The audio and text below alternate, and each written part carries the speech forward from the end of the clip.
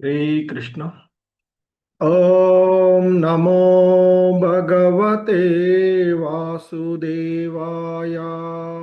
ओम नमो भगवते वासुदेवाय।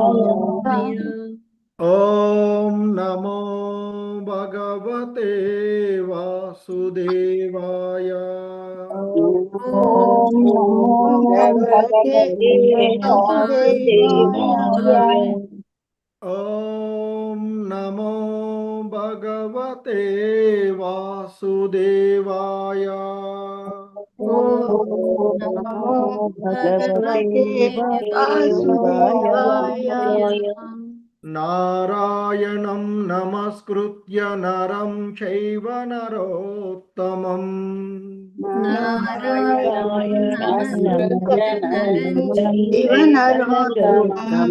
देवीं सरस्वतीं व्यासं ततो जयमुदीरयेत्।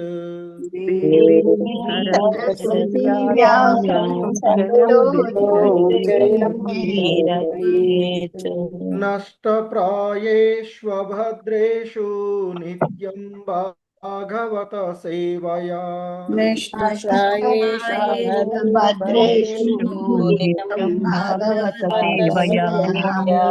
भगवती उत्तमश्लोके भक्तिर्भवति नैष्टिकी।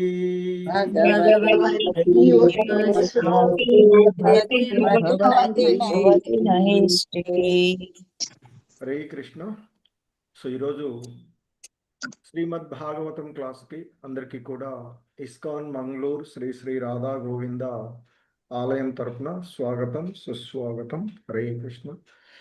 సో ఈ నిత్యం భాగవత సేవయ అనేటువంటి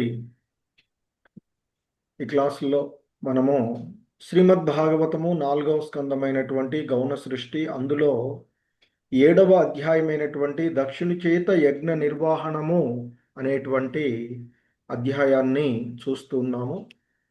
సో ఈ క్రమంలో ఈరోజు మనము 51 మరియు 52వ శ్లోకాలను ఇస్కాన్ సంస్థాపక ఆచార్యులైనటువంటి శ్రీల ప్రభుపాదుల వారి యొక్క వివరణము ద్వారా ఈ శ్లోకాలను అవగాహన చేసుకోవడానికి ప్రయత్నం చేద్దాము. హరే కృష్ణ.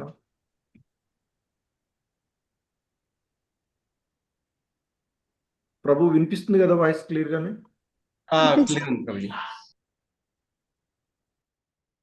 అందరికి ఓకే, వాయిస్ క్లియర్ అయినా ప్రభు? అంటే హరే కృష్ణ. శ్రీమద్ భాగవతము 4వ స్కందము 7వ అధ్యాయము 51వ శ్లోకము. ఆత్మమాయాం సమావిశ్య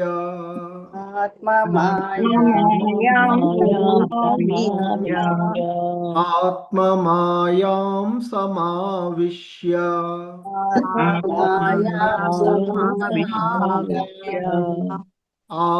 ఆత్మమాయాం సమావిశ్య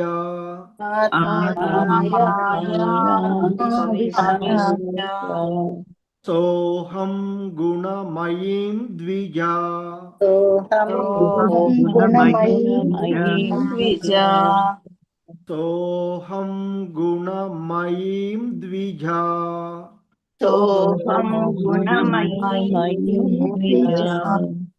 సోహం గుణమయీం ద్విజా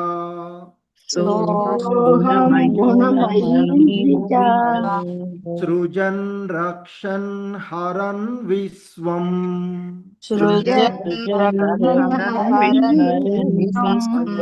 సృజన్ రక్షన్ హరన్ విశ్వం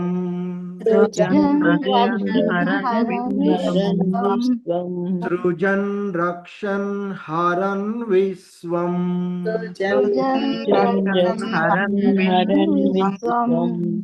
దద్రే సంజ్ఞాం క్రియోచితాం దద్రే సంజ్ఞాం దద్రే సంజ్ఞాం క్రియోచితాం దద్రే సంజ్ఞాం దద్రే సంజ్ఞాం క్రియోచితాం దద్రే సంజ్ఞాం హరే కృష్ణ ఆత్మమాయాం సమావిశ్య సోహం గుణమయీం ద్విజా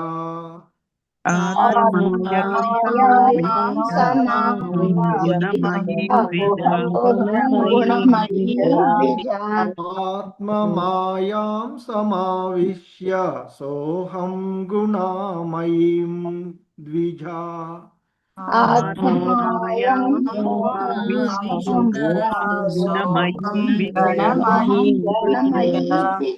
సృజన్ రక్షన్ హరన్ విశ్వం దద్రే సంజ్ఞా క్రియోచితాం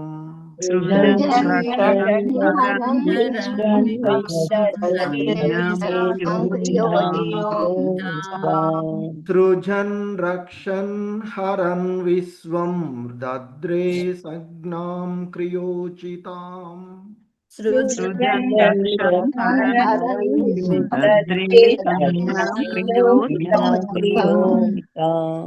హరే కృష్ణ మొత్తం శ్లోకం ఆత్మమాయాం సమావిశ్య సోహం గుణమయీం ద్విజా సృజన్ రక్షన్ హరన్ విశ్వం దద్రే సంజ్ఞాం క్రియోచితాం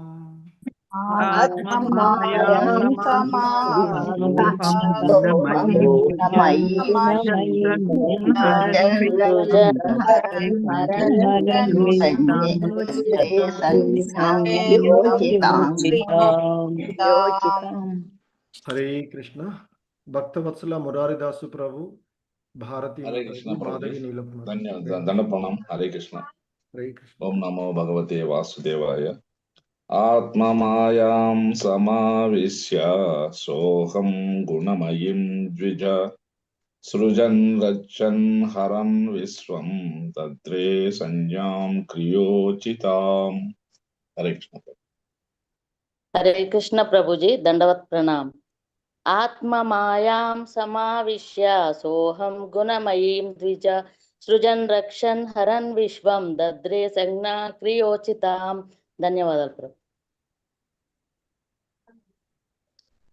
మాధవి నీలప్ మాతాజీ హరే కృష్ణ హరే కృష్ణ ప్రభు ఆత్మ మాయాం సమావిశ్య సోహం గుణమయీం ద్విజా సృజన్ రక్షన్ హరన్ విశ్వం దధ్రే సంజ్ఞాం క్రియోచితాం హరే కృష్ణ ప్రభు ధన్యవాదాలు బాల సరస్వతి మాతాజీ సునీత మాతాజీ వసుంధర మాతాజీ हरे कृष्ण प्रभु जी प्रणाम आत्मा माया समविश्व स्वयं गुणामयी द्विजं सृजन् रक्षन् हरन् विश्वं दध्रे संज्ञा क्रियोचितां धन्यवाद हरे कृष्ण प्रभु जी प्रणामाल आत्म मायां समाविश्य सोहं गुणमयीं द्विजा सृजन् रक्षन् हरन् विश्वं दध्रे संज्ञां क्रियोचितां हरे कृष्ण ప్రభుజీ ప్రణామాలు ఆత్మ మాయాం సమావిశ్య సోహం గుణమయీం ద్విజ సృజన్ రక్షన్ హరన్ విశ్వం దధ్రే సంజ్ఞా క్రియోచితాం హరే కృష్ణ హరే కృష్ణ ఈ శ్లోకంలో ఉన్నటువంటి పదాల యొక్క అర్థాలు భావము భాష్యం చూద్దాము హరే కృష్ణ ఆత్మమాయాం నా శక్తి సమావిశ్య ప్రవేశించి సహా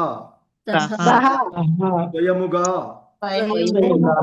అహం నేనే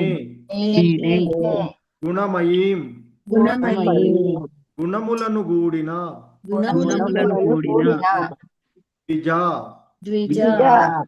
ద్విజుడవగు దక్ష సృజన్ సృజన్ సృష్టి సృష్టి రక్షన్ రక్షణ్ పోషణము పోషణము హన్ హరన్ విలయము విలయము విశ్వం విశ్వం విశ్వము విశ్వము దద్రే దద్రే నేను ఉద్ధరింతును నేను సంజ్ఞాం సంజ్ఞాం నామము నామము క్రియా ఉచితాం క్రియా క్రియను అనుసరించి క్రియను అనుసరించి హరే కృష్ణ భగవానుడు ఇంకను ఇట్లు పలికెను భగవానుడు ఓ ద్విజుడా దక్ష నేను ఆదిదేవుడునైనను ఈ జగత్తు యొక్క సృష్టి స్థితి లయముల కొరకు ఆత్మ మాయ ద్వారా వర్తించుచుందును ఆయా క్రియలను అనుసరించి నా ప్రాతినిధ్యములు భిన్న నామములతో పిలువబడును. హరే కృష్ణ. చంద్రావతి మాతాజీ. హరే కృష్ణ ప్రభుజీ, ప్రణామాలు. భాష్యం బై శ్రీల ప్రభుపాద వారికి జై. భగవద్గీత 7.5 నందు తెలుపబడినట్లుగా సమస్త జగత్తు పరమమూలమైన దేవదేవుని నుండి వెలువడిన శక్తియే అయి ఉన్నది, అనగా జీవభూత మహాబాహు. అతడు పర అపర ప్రకృతుల యందు వర్తించునని భగవద్గీత యందే తిరిగి చెప్పబడినది. భగవదంశ అయిన జీవుడు పరాప్రకృతి. అంశలుగా జీవులు భగవానునికి అభిన్నులు. భగవచ్చక్తి భగవానునికి అభిన్నమైనది. కానీ వాస్తవమునకు ఈ భౌతిక జగత్తులో జీవుడు వివిధ గుణములను కూడి వివిధ రూపములందున్నాడు. ఆ రూపములు 84 లక్షల రకములుగానున్నవి. ఆ విధముగా జీవుడు వివిధ గుణ ప్రభావమున పని చేయుచుండును. జీవులు వివిధ రూపములను కలిగి ఉన్నను. సృష్టి ఆరంభమున ఆదిలో విష్ణు భగవానుడు ఒక్కడే కలడు. సృష్టి ప్రయోజనమునకై బ్రహ్మదేవుడు ప్రకటము కాగా విలయము కొరకు శివుడు ఉద్భవించెను. భౌతిక జగత్తునందు ప్రవేశించని విషయమునకు సంబంధించినంత వరకు జీవులు భగవదంశలే అయినను వివిధ గుణముల వలన వివిధ నామములను పొందుతున్నారు. బ్రహ్మ మరియు శివుడు విష్ణువు యొక్క గుణావతారములు. వారితో పాటు విష్ణువు సత్వగుణమునకు అధిపతి యగును గనుక అతడును బ్రహ్మరుద్రుల వలె గుణావతారమని పిలువబడును. వాస్తవమునకు వివిధ నిర్దేశములకై భిన్న నామములున్నను మూలం మాత్రం ఒక్కటే అయి ఉన్నది. హరే కృష్ణ ప్రభుజీ, ధన్యవాదాలు. హరే కృష్ణ. సో నెక్స్ట్ శ్లోకము శ్రీమద్ భాగవతము 4వ స్కందము 7వ అధ్యాయము 52వ శ్లోకము.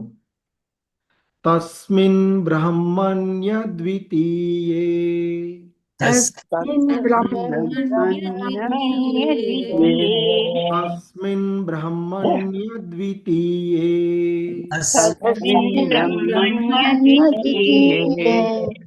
అస్మిన్ బ్రహ్మణ్య ద్వితీయే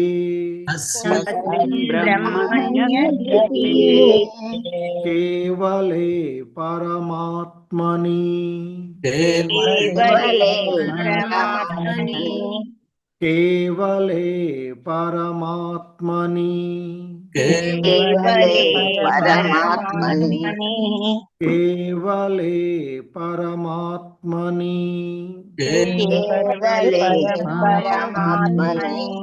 బ్రహ్మ రుద్రౌ చ భూతాని బ్రహ్మ రుద్రౌ చ భూతాని బ్రహ్మ రుద్రౌ చ భూతాని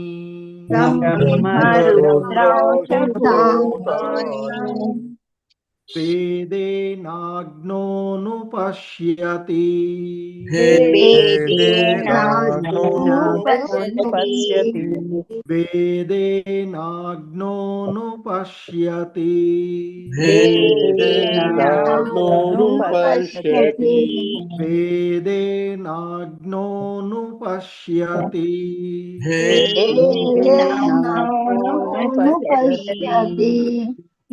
తస్మిన్ బ్రహ్మణ్యద్వితీయే కేవలే పరమాత్మని తస్మిన్ బ్రహ్మణ్యద్వితీయే కేవలే పరమాత్మని తస్మిన్ బ్రహ్మణ్యద్వితీయే కేవలే పరమాత్మని తస్మిన్ బ్రహ్మణ్యద్వితీయే కేవలే పరమాత్మని బ్రహ్మరుద్రౌ చ భూతాని వేదేనాగ్నోనుపశ్యతి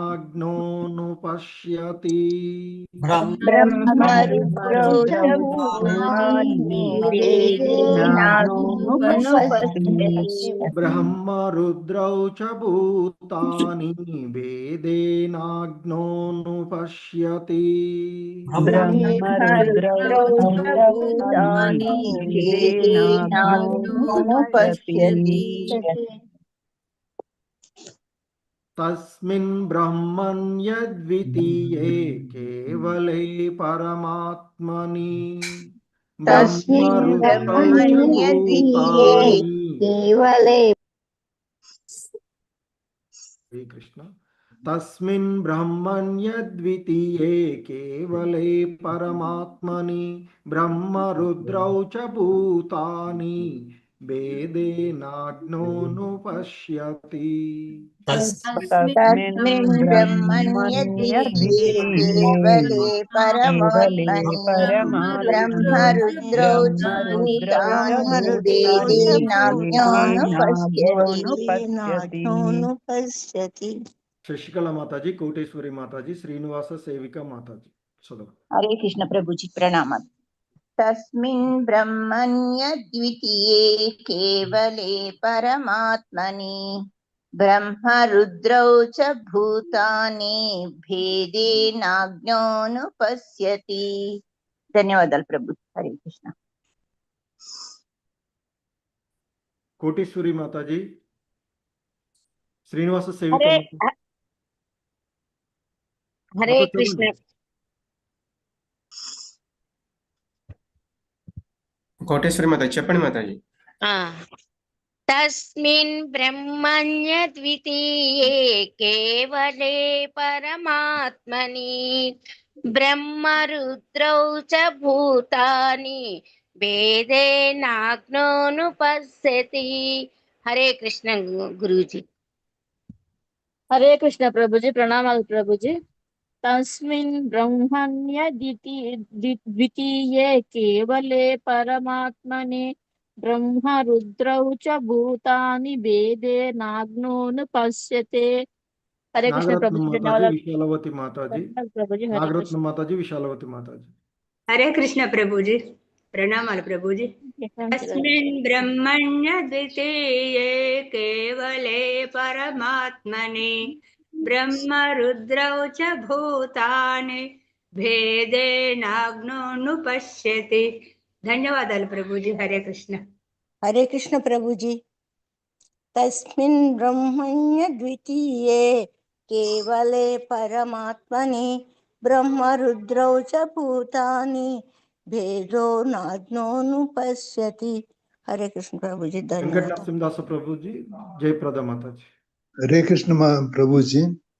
తస్మిన్ బ్రహ్మణ్య ద్వితీయే కేవలే పరమాత్మని బ్రహ్మరుద్రౌ చ భూతాని వేదేనాగ్నోనుపశ్యతి. హరే కృష్ణ ప్రభుజీ. హరే కృష్ణ ప్రభుజీ, ప్రణామాలు. తస్మిన్ బ్రహ్మణ్య ద్వితీయే కేవలే పరమాత్మని బ్రహ్మరుద్రౌ చ భూతాని భేదేనాజ్ఞోనుపశ్యతి. హరే కృష్ణ. హరే కృష్ణ. వసంతబాయి మాతాజీ, రామకృష్ణ ప్రభు చదువు. హరే కృష్ణ. హరే కృష్ణ ప్రభుజీ ప్రణామాలు. तस्मिन् ब्रह्मणे द्वितीये केवले परमात्मने ब्रह्मरुद्रौ च भूतानि भेदेनाग्नोऽनुपश्यति।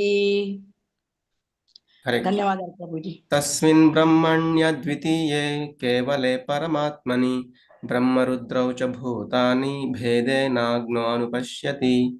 హరే కృష్ణ. ఈ శ్లోకంలో ఉన్నటువంటి పదాల యొక్క అర్థాలు, భావము మరియు భాష్యం చూద్దాము. తస్మిన్ ఆతనిని, బ్రహ్మణి పరబ్రహ్మము, అద్వితీయే అద్వితీయుడు, కేవలే కేవలము, పరమ ఆత్మని పరమాత్ముడు, బ్రహ్మరుద్రౌ బ్రహ్మరుద్రులు ఇరువురు, మరియు భూతాని జీవులు భేదేన వేదముతో అజ్ఞః జ్ఞానహీనుడు అనుపశ్యతి భావించును. హరే కృష్ణ. భగవానుడు ఇంకను ఇట్లు పలికెను, సరియగు జ్ఞానము లేనట్టి వాడు బ్రహ్మ శివుడు వంటి దేవతలు స్వతంత్రులని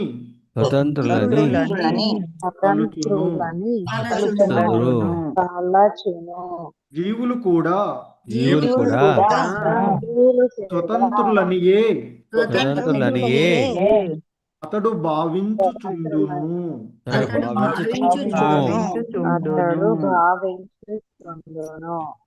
హరే కృష్ణ. రామకృష్ణ ప్రభు. హరే కృష్ణ. భాష్యము బై శ్రీల ప్రభుపాద్ కీ జై. బ్రహ్మదేవునితో పాటు జీవులెవ్వరును స్వతంత్రులు కారు. వారు దేవదేవుని తటస్థ శక్తి స్వరూపులే. బ్రహ్మరుద్రులతో పాటు ఎల్లరి యందు పరమాత్మ రూపమున వసించువాడు గనుక దేవదేవుడు ప్రతి ఒక్కరికి త్రిగుణాత్మక కార్యముల యందు నిర్దేశము నొసగును. ఎవరును భగవానుని అనుమతికి విరుద్ధముగా వర్తింపజాలరు కనుక పరోక్షముగా ఎవరును పరమపురుషునికి భిన్నముగా లేరు. ముఖ్యంగా రజస్తమో గుణావతారములైన బ్రహ్మరుద్రులు నిక్కముగా అతనికి భిన్నులు కారు. ధన్యవాదాలు.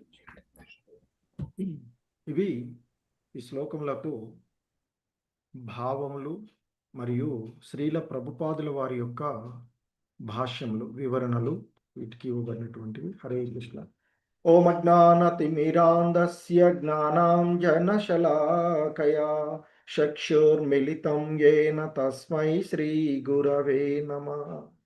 శ్రీచైతన్య మనోభీష్టం స్థాపితం యేన భూతలే స్వయం రూపః కదా మహ్యం దదాతి స్వపదాంతికం.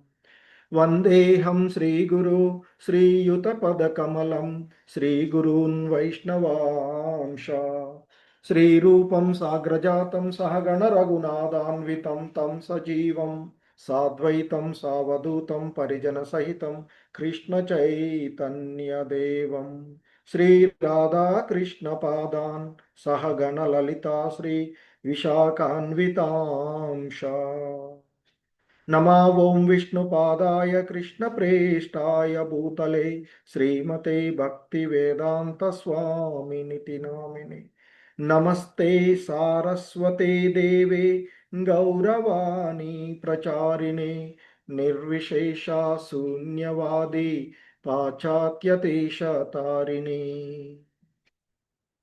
నమో మహావదన్యాయ కృష్ణ ప్రేమ ప్రదాయతే కృష్ణాయ కృష్ణ చైతన్య నామ్నే గౌరిత్విషే నమః.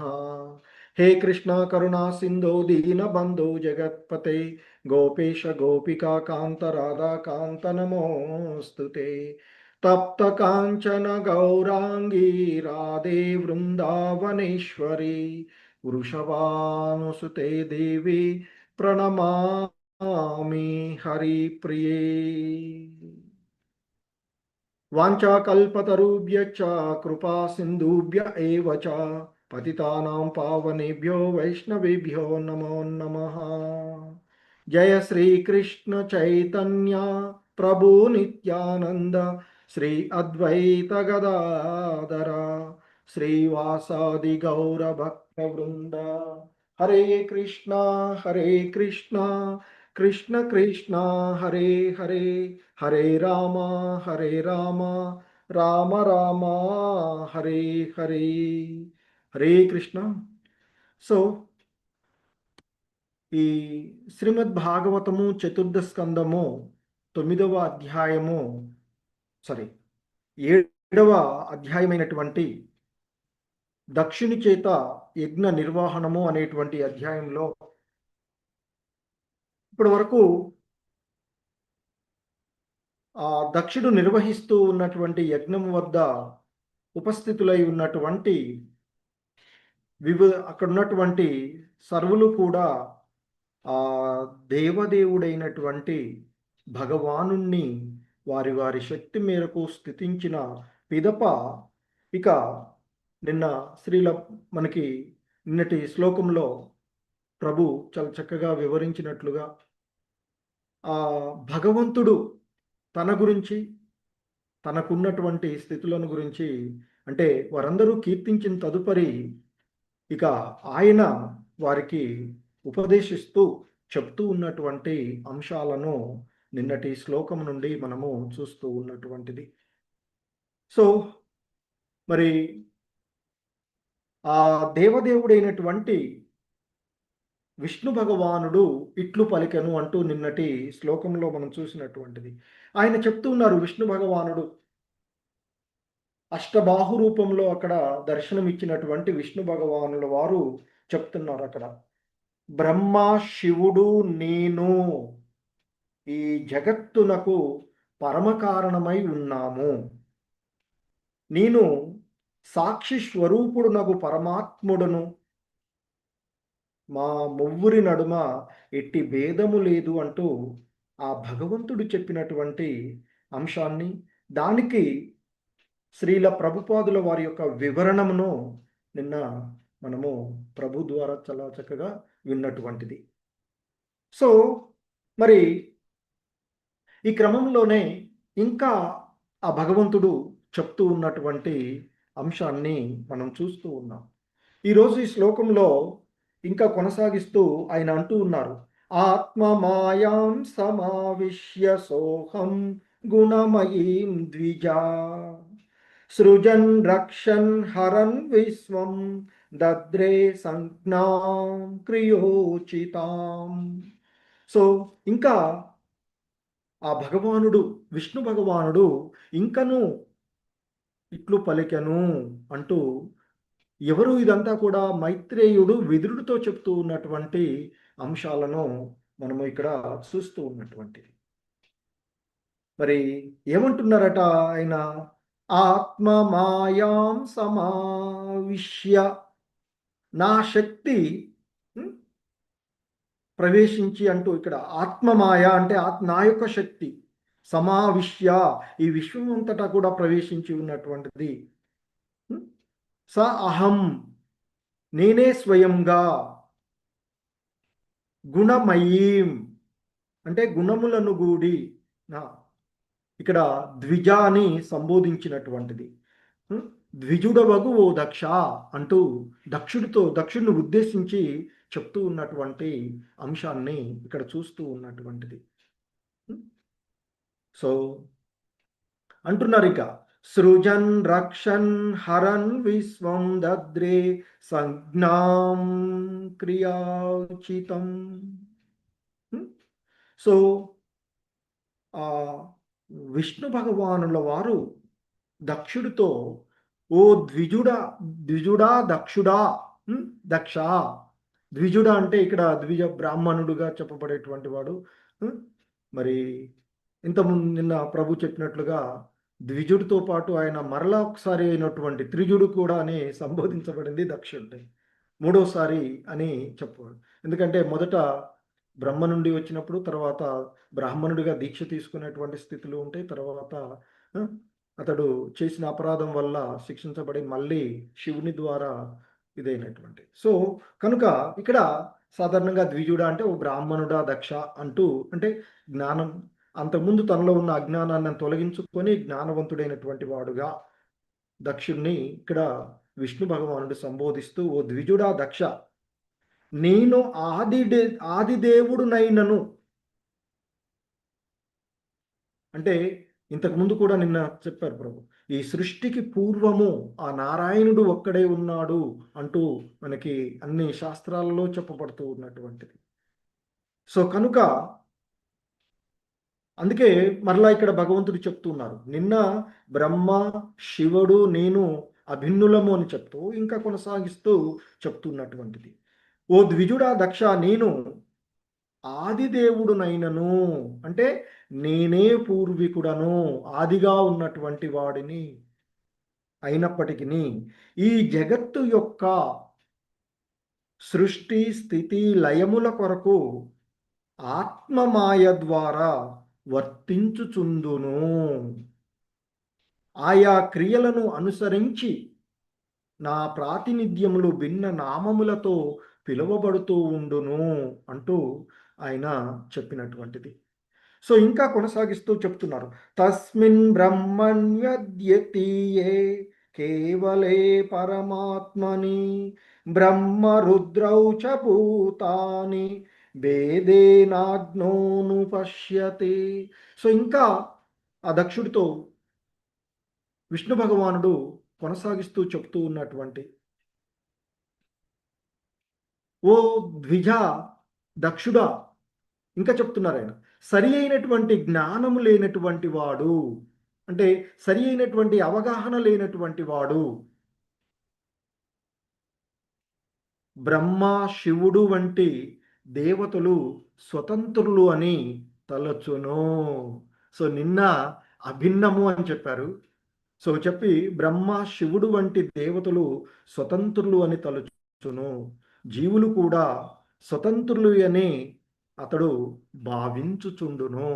దానికి కారణము అతడు సరి అయినటువంటి అవగాహన. నిన్ననే చెప్పారు, సో మేము ముగ్గురం ఒకటే అన్నాం కదా అని చెప్పేసి భగవంతుడే విష్ణు భగవానుడే స్వయంగా ఒప్పుకున్నాడు కదా, బ్రహ్మ రుద్రులు శివుడు మేము ముగ్గురం ఒకటే అని. మళ్ళీ మీరు విష్ణువు దేవాది దేవుడు అంటారు, బ్రహ్మని శివుడిని తక్కువ చేసి మాట్లాడతారు ఏంటి అంటున్నారు. సో అది ఆయన చెప్పినటువంటి విషయాలను సరైనటువంటి అవగాహన లేనటువంటి వాళ్ళే బ్రహ్మ శివుడు స్వతంత్రులు అని భావిస్తూ ఉంటుంటారు. ఎందుకంటే బ్రహ్మ అయినా శివుడైనా ఆ భగవంతుని యొక్క ఆజ్ఞ మేరకు ఆయన ప్రకారము ఆయన అధీనంలో వర్తించుండేటువంటి వాళ్ళే. ఇక జీవులు ఎలాగో ఆ భగవంతుని యొక్క ఇదే. సో అందుకే ఆయన దక్షుడితో చెప్తూ ఉన్నారు, నేను ఆదిదేవుడినైనప్పటికీ కూడాను ఈ జగత్తు యొక్క సృష్టి స్థితి లయల కొరకు ఆత్మమాయ ద్వారా వర్తిస్తూ, అంటే అవసరాలను బట్టి ఆయన వివిధ రూపాలను వివిధ నామాలను ధరిస్తూ ఉన్నటువంటిది. అందులో ఆయన యొక్క అవతారాలు స్వాంశలని భిన్న అంశాలని గుణావతారాలని శక్తి ఆవేశ అవతారాలని అలా చెప్పబడుతూ ఉండేటువంటివి. నిన్న ప్రభు చెప్పినట్లుగా స్వాంశలు అనేటువంటివి ప్రతిదీ కూడా ఒకదానికొకటి భేదం లేనటువంటివి, అన్నీ కూడా ఒకటే. సో రాముడైనా నరసింహుడైనా వామనుడైనా వరహ అవతారమైన కృష్ణుడు అన్ని స్వాంశలందరూ కూడా దేవదేవుడుగానే భగవాన్గానే సంబోధించబడేటువంటి అంశాలుగా ఇక్కడ చెప్తూ ఉన్నటువంటిది. సో మరి మనకి భగవద్గీతలో చెప్పబడినట్లుగా, ఎందుకంటే ఆ భగవంతుడు తన యొక్క శక్తి ఏ విధంగా, తాను ఈ జగత్తులో ఏ విధంగా ఉన్నాను అనేటువంటి అంశాన్ని భగవద్గీత 7వ అధ్యాయమైనటువంటి జ్ఞాన విజ్ఞాన యోగం దాన్నే భగవద్విజ్ఞానము, ఆ భగవంతుని గురించినటువంటి జ్ఞానాన్ని, ఆత్మ, పరమాత్మ, భగవానుడు, ఆ తత్వాలను గురించి ఆయన చెప్తూ ఉండేటువంటి అంశాలు. సో ఆ క్రమంలో మనకి భగవద్గీతలో చెప్పబడుతూ ఉంటుంది. ఎందుకంటే చెప్తుంటారు 7వ అధ్యాయంలో, మనుష్యానాం సహస్రేషు కచ్చిద్ యతతి సిద్ధయే యతతామపి సిద్ధానాం కచ్చిన్మాం వేత్తి తత్వతః అంటూ చెప్పబడి, పలు వేలాదిగా ఉండేటువంటి మనుషులలో ఏ ఒక్కడో పూర్ణత్వాని కోసం ప్రయత్నం చేస్తూ ఉంటాడు. అంటే సరైనటువంటి అవగాహన కొరకు, సరైనటువంటి జ్ఞానాన్ని పెంచుకోవడానికి ప్రయత్నం చేస్తారు. అలా సాధించినటువంటి వాళ్ళలో కూడా నన్ను యథార్థంగా అర్థం చేసుకున్నవాడు ఏ ఒక్కడో ఉంటాడు, లేదా అరుదుగా ఉంటాడు అంటూ ఆయన చెప్పినటువంటిది. ఎందుకంటే ఈ సృష్టిలో 84 లక్షల రకాలైనటువంటి జీవజాతులలో 4 లక్షల రకాలైనటువంటి మానవులు ఉన్నారు అని చెప్తున్నారు. అలా మానవులు నానా రకాలుగా ఉండేటువంటి వాళ్ళు, అందులో కొంతమంది భగవతత్వాన్ని గురించి తెలుసుకోవడానికి ప్రయత్నం చేస్తూ ఉంటుంటారు. కానీ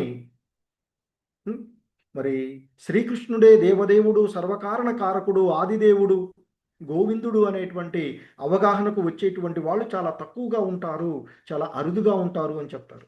ఇలాగైతే బ్రహ్మసంహితలో చెప్పబడినట్లు ఈశ్వర పరమ కృష్ణ సచ్చిదానంద విగ్రహ అనాదిరాదిర్ గోవింద సర్వకారణ కారణం, ఆ విధంగా తెలుసుకోవడం అనేటువంటిది అభక్తులకు అసాధ్యం అని చెప్తారు. సో భక్తి మార్గంలో ఉన్నటువంటి వాళ్ళే ఆ భగవంతుణ్ణి అవగాహన చేసుకోగలుగుతారు. అందుకే ఇక్కడ చెప్తున్నారు, అల్పజ్ఞానవంతులు నన్ను సరిగా అవగాహన చేసుకోలేరు, ఆ క్రమంలోనే నా యొక్క అంశలుగా ఉన్నటువంటి ఆ బ్రహ్మ, శివుడు కూడా స్వతంత్రులే అనే భావనలో ఉంటారు అని చెప్తుంటారు. చెప్తూ ఆయన ఇంకా చెప్తారు, భూమి, జలము, అగ్ని, వాయువు, ఆకాశము, మనసు, బుద్ధి, మిథ్యా అహంకారము అనేటువంటి 8 అంశాలు కూడి ఆయన యొక్క శక్తుల గురించి చెప్తారు అక్కడ. అది అపర ప్రకృతిగా చెప్పబడుతుంది, అపర శక్తిగా చెప్పబడేటువంటిది. అలాగే మరి భగవద్విజ్ఞానము భగవంతుని యొక్క సహజమైనటువంటి స్థితిని, మరి ఆయన యొక్క వివిధ శక్తుల యొక్క విశ్లేషణను మరి తెలియచేస్తుంది అంటూ చెప్తారు శ్రీల ప్రభుపాదుల వారు అక్కడ భాష్యంలో మనకి. మరి వివిధ ఆ పురుషావతారాలలో భగవంతుని యొక్క శక్తియే ప్రకృతిగా చెప్పబడింది అని చెప్తుంటారు. ఎందుకంటే భౌతిక సృష్టి కొరకే శ్రీకృష్ణ భగవానుడు ప్రధాన అంశ అయినటువంటి ఒక అంశ, ఆ భగవంతుడు శ్రీకృష్ణ భగవానుల వారి యొక్క ఒక ప్రధాన అంశ 3 విష్ణు రూపాలను పొందింది అని చెప్తారు. అందులో మొదటిది మహావిష్ణువు, అదే మహతత్వంగా తెలిపబడేటువంటి ఈ సంపూర్ణమైనటువంటి భౌతిక సృష్టిని సృష్టిస్తుంది అని చెప్తుంటారు. ఇక రెండవదైనటువంటి గర్భోదకశాయి విష్ణు రూపము, మరి ఈ సృష్టించబడినటువంటి ప్రతి విశ్వంలోనికి ప్రవేశించి ప్రతి దానిని వ్యక్తీకరించబడేటువంటి విధంగా చేసేటువంటిది ఆ రెండవదైనటువంటి గర్భోదకశాయి విష్ణు రూపం. ఇక మూడవ రూపమైనటువంటి క్షీరోదకశాయి విష్ణు రూపం అన్ని విశ్వాలలోనికి ప్రవేశించి, అంటే సర్వవ్యాపకమైనటువంటి ఆ పరమాత్మునిగా తెలియబడేటువంటిదే మూడవ పురుషావతారమైనటువంటి క్షీరోదకశాయి విష్ణువు అని చెప్తారు. ఆ క్షీరోదకశాయి విష్ణువు పరమాణువుల్లో కూడా ఉంటాడు. అందుకే చెప్తారు అక్కడ శ్రీల ప్రభుపాద, ఈ ముగ్గురిని గురించి తెలుసుకున్నటువంటి వాడు ఎవడైతే ఉన్నాడో వాడే బంధ విముక్తుడవుతాడు అని చెప్తూ ఉంటుంటారు. సో మరి భగవంతుని యొక్క ఆ విధంగా అపరశక్తి ఉన్నటువంటి ఈ భౌతిక సృష్టి ఏదైతే భూమి, జలము, అగ్ని, వాయువు, ఆకాశము, మనసు, బుద్ధి, అహంకారం అనే తత్వాలు భౌతిక పదార్థము అంటే అపరశక్తి అయితే, దానికి భిన్నంగా ఆ భగవంతుని యొక్క పరాప్రకృతి పరాశక్తి ఉంది అని చెప్తారు. అదే ఈ జీవు అంటే ఇక్కడ వీటన్నిటికీ ఆధ్యాత్మిక వాటితో కూడి ఉన్నటువంటిది అని చెప్తూ ఉంటుంటారు. సో కనుకనే మరి ఆ భగవద్గీతలో చెప్పబడినట్లుగా ఆ అపర ప్రకృతి ఏదైతే ఉందో దానికి భిన్నంగా ఆ భగవంతుని యొక్క పరాప్రకృతి అది ఈ భౌతికమైనటువంటి పరాప్రకృతి యొక్క వనరులను తన స్వలాభం కొరకు ఉపయోగించుకునేటువంటి జీవులతో కూడి ఉన్నటువంటిది అని చెప్తారు. అందుకే ఆ మొత్తం భగవంతుని యొక్క వీటిని రెండుగా చెప్తుంటాం కదా, పరాప్రకృతి అపర ప్రకృతి. అపర ప్రకృతి అనేటువంటిది ఈ భౌతిక జగత్తు కాక పరాప్రకృతి జీవులతో కూడి ఈ భౌతిక ప్రకృతిని అపర ప్రకృతిని తన అవసరాల కొరకు ఉపయోగించుకునేటువంటి ఆ యొక్క శక్తిగా వర్ణించబడినటువంటిది. మరి జీవులందరూ కూడా ఆ భగవంతుని యొక్క తటస్థ శక్తులుగా ఉండేటువంటి వారు. కనుకనే మరి ఎందుకంటే భగవంతుని యొక్క శక్తులను 3 ముఖ్య వర్గాలు అంటే ఇక్కడ అపర పరాప్రకృతిగా చెప్పబడినటువంటి అయినప్పటికీ కూడా మరొక రకంగా వర్గీకరించినప్పుడు 3గా చెప్తారు. ఆ భగవంతుని యొక్క ఆంతరింగిక శక్తి, బాహ్య శక్తి, తటస్థ శక్తి అనేటువంటి 3 శక్తులు. సో ఈ జీవ వ్యవస్థలన్నీ కూడా మరి తటస్థ శక్తులుగా ఉండేటువంటిది. మరి అపర పరాప్రకృతిలోకి వచ్చినప్పుడు జీవుడు పరాప్రకృతిలోనికి వస్తూ ఉన్నాడు. ఎందుకంటే ఆ భగవదంశలు అయినటువంటి కారణంగా ఆ భగవానుడికి అభిన్నులుగా ఉండేటువంటి వారు. కనుకనే ఆ భగవంతుడి ద్వారా సృష్టించబడినటువంటి ఆ భగవంతుడు వివిధ అవసరాలను ఆయా క్రియలను అనుసరించి నా ప్రాతినిధ్యములు భిన్న నామములతో పిలువబడును అంటూ చెప్పండి. సో ఎలాగైతే అంతకుముందు పురుష అవతారాలుగా ఈ ప్రకృతి కొరకు ఈ సృష్టి కొరకు మహావిష్ణువు, గర్భోదకశాయి విష్ణువు, క్షీరోదకశాయి విష్ణువు, కారణోదకశాయి, గర్భోదకశాయి, క్షీరోదకశాయి విష్ణువులుగా వచ్చారో అలాగే గుణ అవతారాలను అనుసరించి అంటే ఆయా ప్రక్రియలను అనుసరించి గుణాలను అనుసరించి ఆ భగవంతుని యొక్క శక్తులు బ్రహ్మ విష్ణు మహేశ్వరులుగాను ఉన్నటువంటిదిగా చెప్తూ ఉంటుంటారు. రజోగుణానికి, సత్వగుణానికి, తమో గుణానికి అధిపతులుగా ఉన్నటువంటి వారు. మరి అంశాలుగా జీవులందరూ కూడా భగవంతునికి అభిన్నులే. ఎందుకంటే భగవంతుని యొక్క శక్తి ఆ భగవంతుడికి అభిన్నమైనది కనుక మరి ఈ జీవులందరూ కూడా ఎలాగైతే నిన్న ప్రభు మనకి చెప్పినట్లుగా ఆ వివిధ వర్షంలో వచ్చినటువంటి కాలువలో నీళ్ళైనా లేకపోతే ఒక నదుల ద్వారా వచ్చే నీళ్ళైనా అన్నీ వెళ్ళి సముద్రంలో కలిసినప్పుడు అది సముద్రంగానే చెప్పబడుతుంది. ఒక్కొక్కటిగా ఉన్నప్పుడు వేరుగా ఉంటుంది నీటి బిందువులు, కానీ కలిసి అందులోకి వెళ్ళినప్పుడు అది సముద్రంగానే చెప్పబడుతుంది అన్నమాట. సో కనుక ఆ నీళ్లు అభిన్నమైనవి ఆ భగవంతుడితో. కానీ మరి ఈ భౌతిక జగత్తులో ఉండేటువంటి జీవుడు వివిధ గుణాలతో కూడి వివిధ రూపాలలో ఉంటూ ఉంటారు. అందుకే మనకి ఈ సృష్టిలో 84 లక్షల రకాలైనటువంటి జీవులు ఉన్నాయి అని చెప్పబడుతూ ఉన్నటువంటి. అందుకే అవి వారి యొక్క గుణాలను అనుసరించి గుణస్థితులను అనుసరించి అందుకే మనకి వర్ణ వ్యవస్థ ఉన్నటువంటి చెప్తుంటారు. సో వివిధ రూపాలు వాళ్ళ యొక్క గుణాలను అనుసరించి వివిధ రూపాలుగా ఈ సృష్టిలో 84 లక్షల రూపాలుగా ఉండేటువంటివి చెప్తూ ఉన్నటువంటివి. అందుకే జీవుడు గుణ ప్రభావము ద్వారా పనిచేస్తూ ఉంటాడు అని చెప్తూ ఉంటుంటారు. మరి ఆ జీవులందరూ కూడా వివిధ రూపాలలో వివిధగా వ్యక్తీకరిస్తూ ఉన్నప్పటికీ కూడా ఈ సృష్టి ప్రారంభానికి ముందు ఆ భగవంతుడు ఒక్కడే ఉన్నాడు అని చెప్పబడుతూ ఉన్నటువంటిది. ఉం? ఎందుకంటే ఆ భగవంతుడు చెప్తాడు, సమస్త అంధకారమయమైన భౌతిక భావనలకు అతీతుడైనటువంటి ఆ భగవంతుడు ఉం? మరి నాకు తెలుసు అంటూ చెప్పబడినటువంటి ఆ శ్వేతోపనిషత్తులో ఉంటూ ఉంటుంది.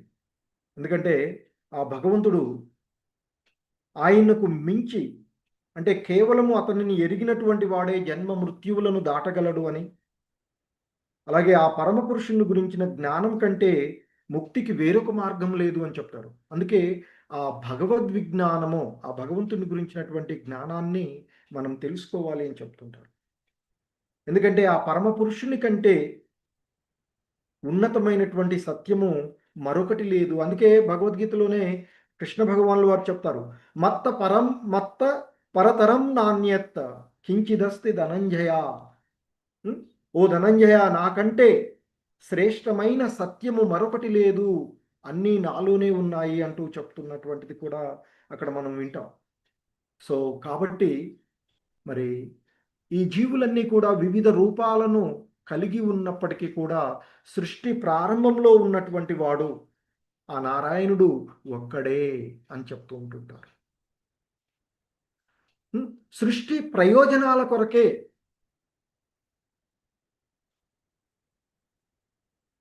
సృష్టింపబడడానికి ఆయన ద్వారా ఆయన యొక్క గుణ అవతారమైనటువంటి బ్రహ్మదేవుడు ప్రకటితమవుతాడు.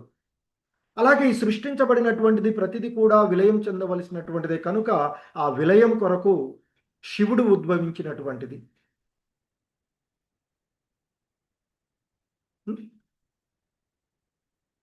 సో కనుక మరి ఈ భౌతిక జగత్తునందు ప్రవేశించే విషయంలో జీవులు ఆ భగవంతుని యొక్క అంశలే అయినను వివిధ గుణాల వలన అవి వివిధ నామాలతో పిలువబడుతూ ఉన్నాయి అని చెప్తున్నారు. అందుకే బ్రహ్మ విష్ణు మహేశ్వరులు, బ్రహ్మ విష్ణువు శివుడు ముగ్గురు కూడా భగవంతుని యొక్క గుణ అవతారాలతోగానే చెప్తుంటారు.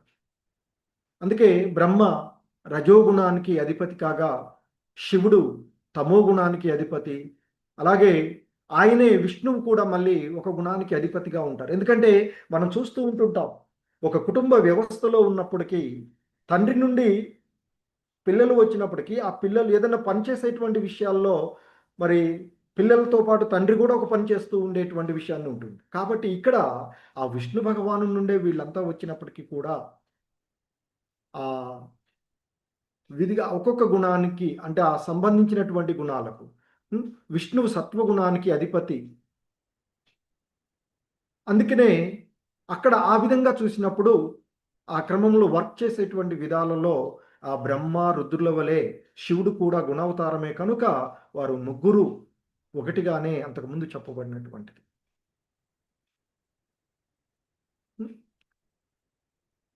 సో అందుకే ఇక్కడ శ్రీల ప్రభుపాదులు వారు చెప్తున్నారు, వాస్తవమునకు వివిధ నిర్దేశములకై భిన్న నామములను మూలము మాత్రము ఒక్కటే.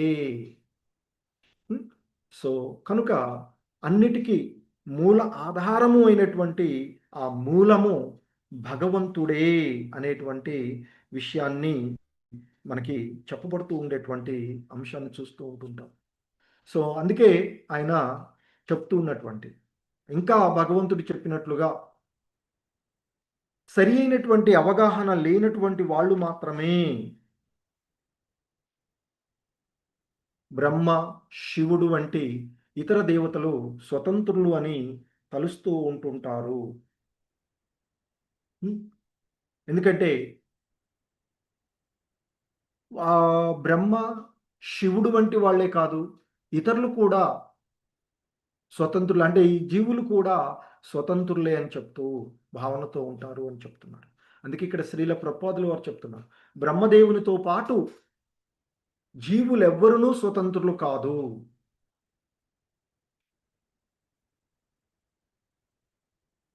ఇక్కడ కొంత రుద్రుడికి శివునికి కొంత మినహాయింపు, కొంత అంటే కొన్ని కొన్ని విషయాల్లో కొంతవరకు, పూర్తిగా కాదు. అటు జీవతత్వము కాకుండా ఇంకా ఉన్నతమైనటువంటి తత్వం కనుక అందుకే ఇక్కడ చెప్తున్నారు, బ్రహ్మదేవునితో పాటు జీవులెవ్వరునూ స్వతంత్రులు కారు, వారు దేవదేవుని యొక్క తటస్థ శక్తి స్వరూపులే.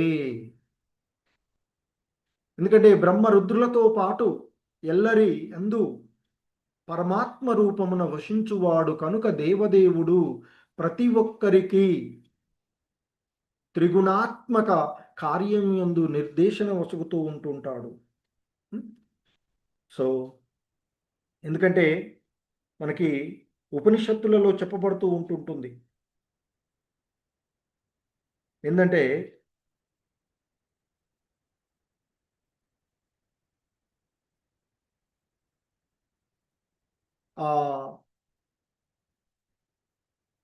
ఎవరు కూడా భగవంతుని యొక్క అనుమతికి విరుద్ధంగా వర్తింపజాలరు, ఎవ్వరును ఆ పరమపురుషునికి భిన్నంగా లేరు.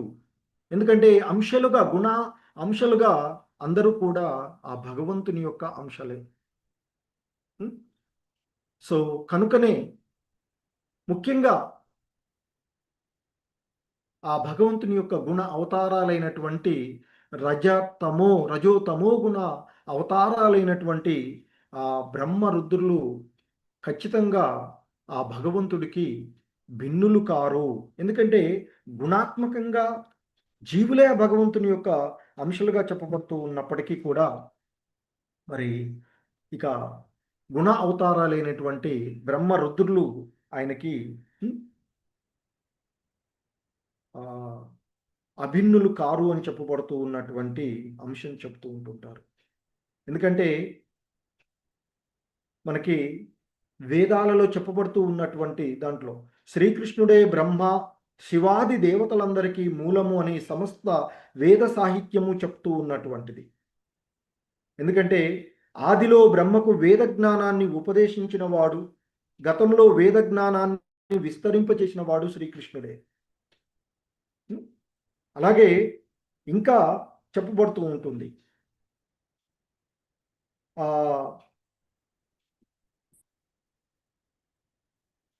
ఇక్కడ అంటే నారాయణ నుండే బ్రహ్మ జన్మించాడు, నారాయణ నుండే ప్రజాపతులు కూడా జన్మించారు, నారాయణ నుండే ఇంద్రుడు జన్మించాడు, నారాయణుడి నుండి అష్టవసువులు జన్మించారు, నారాయణ నుండే 11 మంది రుద్రులు, నారాయణ నుండే 12 ఆదిత్యులు. సో ఈ నారాయణుడు శ్రీకృష్ణు యొక్క విస్తారము అని చెప్తూ అందుకే ఇంకా చెప్పబడుతున్నట్టు ప్రజాపతులు శివాదులు నా చేత సృష్టించబడ్డారు, అయినా నా మాయచే మోహితులైన కారణంగా నాచే సృష్టించబడ్డ వారికి నాతే వారు సృష్టించబడ్డాము అని వారికి తెలియదు అని వరాహపురాణంలో ఉన్నటువంటి అంశాన్ని కూడా మనకి శ్రీల ప్రభుపాదులు వారు అక్కడ భాష్యాల్లో వివరించినటువంటి అంశాన్ని చూస్తాం. సో ఆ విధంగా భగవంతుడు ఆయన యొక్క అంశాలన్నీ కూడా ఆయనకు అభిన్నులుగానే వర్ణించినప్పటికీ కూడా సరైనటువంటి అవగాహన ద్వారా గుణాత్మకంగా మాత్రమే ఆయనకు సమానం, అభిన్నం. పరిమాణాత్మకంగా ఆయనకు ఎవ్వరూ కూడా సమానులు కారు, ఆయనకు సమానులు కానీ ఆయన కంటే ఉన్నతులు కానీ ఎవడూ లేడు అనేటువంటి విషయాలు సర్వ వేదాల సారంగా మనకు తెలుస్తూ ఉన్నటువంటి అంశం. హరే కృష్ణ. జగద్గురు శ్రీల ప్రభుపాద్కి జై. సో ఇది ఈరోజు ఈ శ్లోకములకు శ్రీల ప్రభుపాదుల వారి యొక్క భాష్యం.